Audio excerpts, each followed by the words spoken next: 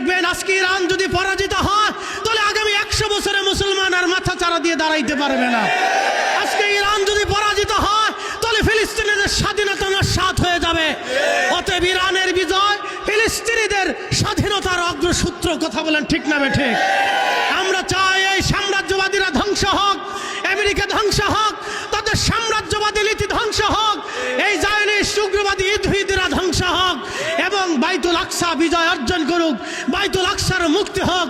আল্লাহ আমাদেরকে ন্যায়ের পথে, আজাদির পথে, মুক্তির পথে আল্লাহ আমাদেরকে কবুল করুক। আল্লাহুম্মা। আসসালামু আলাইকুম ওয়া রাহমাতুল্লাহি ওয়া বারাকাতুহু। ইন্নাল হামদুলিল্লাহ সালাতু ওয়াসসালামু আলা রাসূলিল্লাহ। সম্মানিত দেশবাসী, হাসনাবাদবাসী, এই যুদ্ধটা আসলেই শুধু ইরানের বিরুদ্ধে না, এই যুদ্ধ মূলত ফিলিস্তিনিদের বিরুদ্ধে। যখন ইরান ফিলিস্তিনিদের পক্ষে লড়াই করার ঘোষণা দিয়েছে তখন থেকেই ইরানের বিরুদ্ধে তারা আগ্রাসন চালানোর পরিকল্পনা করেছে। তারই ধারাবাহিকতায় তারা ইরানকে অর্থনৈতিক অবরোধ, শুধু ইরান না, মুসলিম বিশ্বের যারাই তাদের বিরুদ্ধে, সাম্রাজ্যবাদীদের বিরুদ্ধে, এই জায়নিস্টের বিরুদ্ধে, এই উগ্রপন্থী ইহুদিদের বিরুদ্ধে যখনই মুসলমানরা মাথা উঁচু করে দাঁড়াইতে চেয়েছে তখনই এই উগ্রবাদীরা, এই সাম্রাজ্যবাদীরা মুসলমানদেরকে হত্যা করার জন্য, দমিয়ে দেওয়ার জন্য হয় অবরোধ দিয়েছে, না হয় স্যাংশন দিয়েছে, বিভিন্নভাবে না হয় হামলা করেছে। তাদের বিরুদ্ধে যখন যেই জনপদ জেগে উঠেছে তারা সেই জনপদকে ধ্বংস করে দেওয়ার জন্যে তারা সমগ্র পশ্চিমারা অস্ত্র শস্ত্র শক্তি নিয়ে তারা সেই জনপদের উপর ঝাঁপিয়ে পড়েছে। তারই ধারাবাহিকতায় আজকে বাইতুল আকসা মুসলমানদের পুণ্যভূমি, সেই মুসলমানদের পুণ্যভূমিকে তারা চক্রান্ত করে 75 বছর ধরে ফিলিস্তিনিদের বাড়িঘর থেকে ফিলিস্তিনিদেরকে অধিকার ক্ষুণ্ণ করে ফিলিস্তিনিদের 10 লক্ষ ফিলিস্তিনিদেরকে বস্তুচ্যুত করেছে।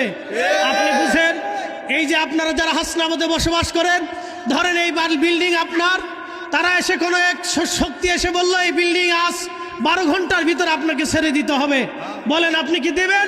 কখনোই দিবেন না। ফিলিস্তিনিদের হাজার হাজার শত শত বছরের সেই আবাসভূমি, সেই জায়নিস্টেরা, ইহুদিরা, সেই সাম্রাজ্যবাদীরা এসে ফিলিস্তিনিদের আলটিমেটাম দিয়ে 10 লক্ষ ফিলিস্তিনিদের বাড়িঘর থেকে ফিলিস্তিনিদেরকে বাস্তুচ্যুত করেছে। ফিলিস্তিনিদের পাশে দাঁড়ানোর জন্য তারা সাদ্দাম হোসেনকে হত্যা করেছে। ফিলিস্তিনিদের পাশে দাঁড়ানোর জন্য লিবিয়ার গাদ্দাফিকে তারা হত্যা করেছে। ফিলিস্তিনিদের পাশে দাঁড়ানোর জন্য ভেনেজুয়েলার প্রেসিডেন্টকে তারা তুলে নিয়েছে।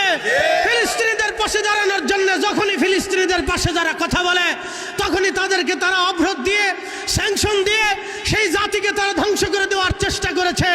তারই ধারাবাহিকতা আজকে তারা ইরানে হামলা করেছে, নিরীহ শত শত হাজার হাজার মানুষদেরকে তারা হত্যা করতেছে।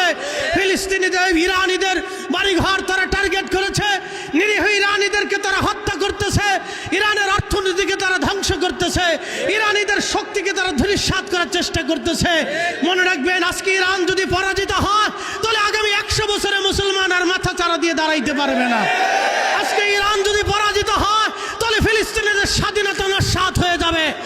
অতএব ইরানের বিজয় ফিলিস্তিনিদের স্বাধীনতার অগ্রসূত্র। কথা বলেন ঠিক না বেঠিক?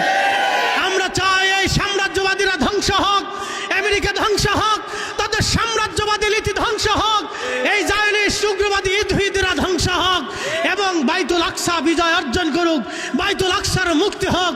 আল্লাহ আমাদেরকে ন্যায়ের পথে, আজাদির পথে, মুক্তির পথে আল্লাহ আমাদেরকে কবুল করুক। আল্লাহুম্মা আমিন। এই কথা বলে আমি শেষ করছি। ওয়া আখির দাওয়ানা আলহামদুলিল্লাহি রাব্বিল আলামিন। আসসালামু আলাইকুম ওয়া রাহমাতুল্লাহি ওয়া বারাকাতুহু।